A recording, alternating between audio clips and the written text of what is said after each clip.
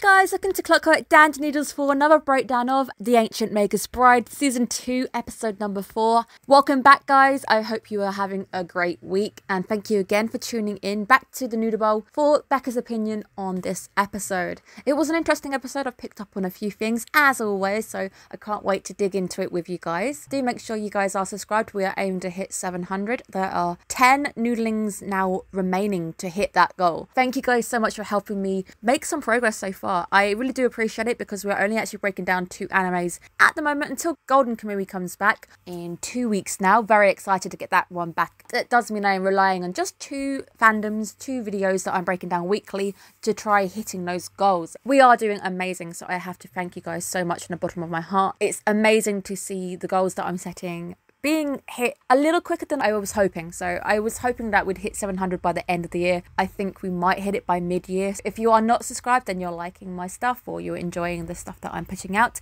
do make sure to give that a little subscribe button a bit of love, and let's get on with it. So we're going to go and meet a new character this week called Rahab. I love the fact that she could be seen as the demon of the sea. So when Chisei appears, obviously it's through the fog and the use of mist, which is technically just water. I think the links are really cool, and the sea is one of those fascinating areas that can be quite scary to people because people do fear dark water. Immediately there was this familiarity. Elias technically learned absolutely everything from Rahab. She's also the tutor to Lyndall, so there's a nice little link there too, showing you that Elias and Lyndall, they grew up with each other. Rahab knew Elias back when he was tiny. She even says that I gave Elias his pendants. When you do see the pendant a bit later on, when I think he says I didn't want to give it away, it shows you that pendant means so much to him, and the fact that he then gave it to Chisei afterwards, it shows you how important Chisei is to him, but at the same time how important Rahab is to Elias, because he still learned everything from her. But it's weird that he hasn't gone back to see Rahab since, which is quite sad. It would be nice just to have a little reunion between those two. The fact that Chisei can be summoned is really, really cool, and I think the ability to summon someone, if you ever miss somebody, is amazing. It could also save on travel costs as well. Like, hey dude, I'm going to summon you now, get ready. And I wish I had that kind of ability. That's an ability that I would like to have myself if I was in this universe. It is an episode of 2 halves because we keep flipping between Chisei and Rahab and Elias having a little chat. Elias is kind of having a chat about Chisei, while Chisei is having a chat about Elias, and that's when he states that he just didn't really want to part with his pending at that point. 2 conversations going on at the same time that are interconnected, which I really like because this anime does that quite well. The use of dialogue, the use of storytelling is a very big strong point for this anime. A very good episode to finally get an Elias breakdown, because Elias is such a unique character and he's such an enigma anyway. Having this episode, I feel like I understand Elias just a little bit more, because he was struggling to fit in. He just wanted to fit in because he had this desire to be around people, and he saw different types of people that he just wanted to be around. He knew that he wanted to be with them,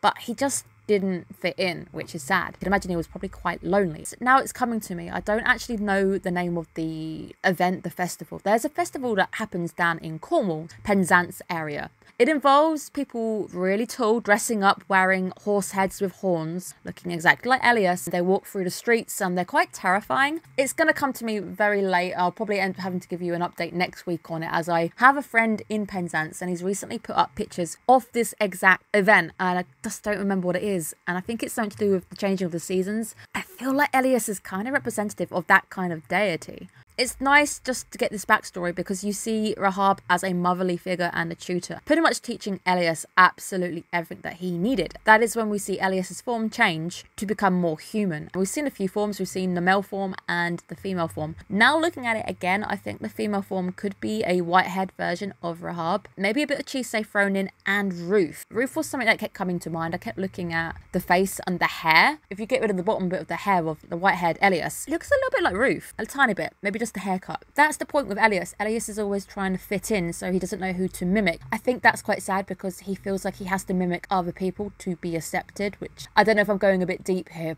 I do struggle with some of this stuff of the whole being accepted, fitting. I get that because he can't learn emotions, and that's something that you just can't learn. You've got to experience that yourself. Maybe me looking deep, but the fact that he felt like he wanted to fit in but he couldn't, and that was probably playing on him, and he feels very melancholic. Or I haven't laid on my back, and to me that even feels really sad. A lot of the whole Elias thing, he always strikes me as a character of more sadness than being negative. Occasionally I'll get the negative vibes, but it's very infrequent with Elias. Just longs to fit in. The understanding of Bride is someone you just want to be with. Different from our idea of Bride, and obviously Chisei now relieved to hear that it's slightly different. Elias's idea of a bride is slightly off the mark. You can understand why he called Chisei his bride. If he believes that a bride is somebody that you just want to be with. You just want to live with them, you want to co-inhabit with them, you care about them. It's really leaning into the fact that he feels lonely and he just wants someone by his side. He wants someone he can live with. Leaning into the fact that I think Elias is lonely.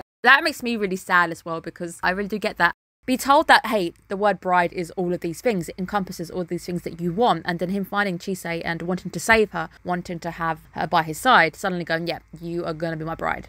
Obviously, to us, it means something completely different. It really does make sense why that was what he said to her. Not so much a literal I'm marrying you type thing.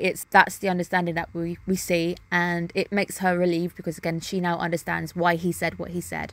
He also cares deeply about Chisei. It's a episode of two sides. Elias talking about Chisei. Chisei is talking about Elias. We're getting a nice lowdown on Elias, which is really, really nice. And just his conversation also builds upon what we're learning from the other side, which is the very clever nature of the storytelling of this anime in particular. That Elias just wants to be with someone. He cares about humans. He just finds a fascination in them. He just wants to be around them. As he starts to talk about Chisei, it's more Elias wants to be with people and Chisei doesn't want to annoy anybody, doesn't expect people to value her, which is really, really sad because this episode's hitting me hard.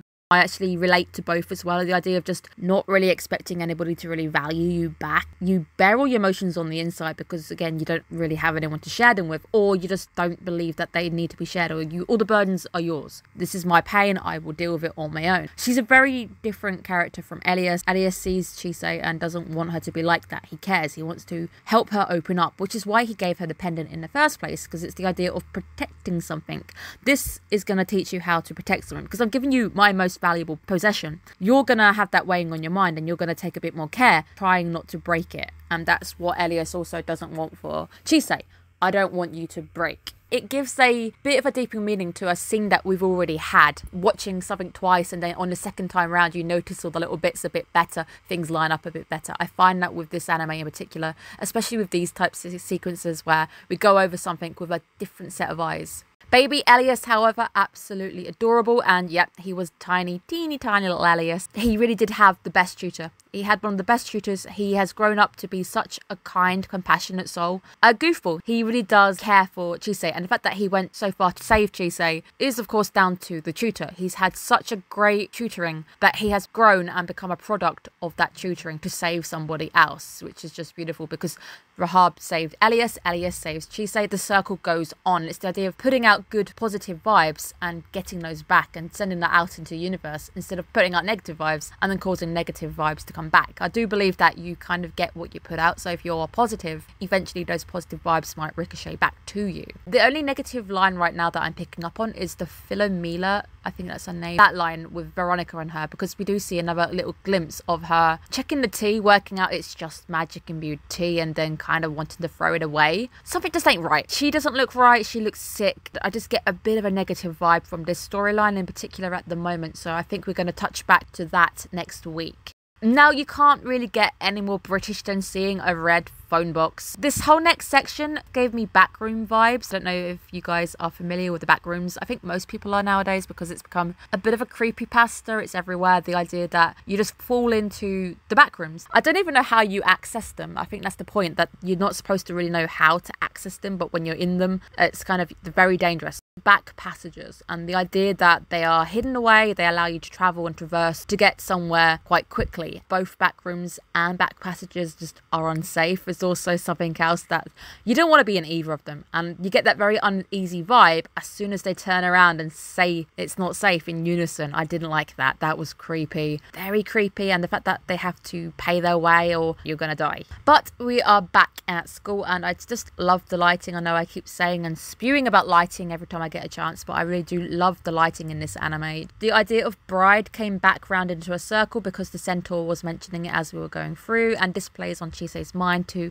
eventually bring up that topic with Elias. I'd like to know what the answer is, but we may have to wait a week to get that second answer. Philomela, she can teleport, use of black smoke. I don't get a good vibe. For some reason, it just gives me bad vibes. And the fact that Chisei has caught a few students' attentions, I don't know if it's good or bad, because it seems to be making one person anxious and the other person is just curious. But at the same time, I get very bad vibes with Philomela and I don't know why. So I think we're going to have an episode where maybe we'll get some answers finally to those students in particular, because next week seems to be more student orientated. But I do love the fact that we can go home to the cottage whenever we want at the weekends. It's nice because I think occasionally it will provide a counterbalance to our plot. Plus, as I said last week, I don't mind plots which involve the school type situation, but there's a lot of animes this season dealing with school plots, so it's nice to have an anime that can dart outside of the school as well. Very excited to see where we go next week. Thank you guys again for tuning in, and thank you so much for your hard work at getting the Noodle Bowl nearly up to 700. That really does mean a lot for me. I'm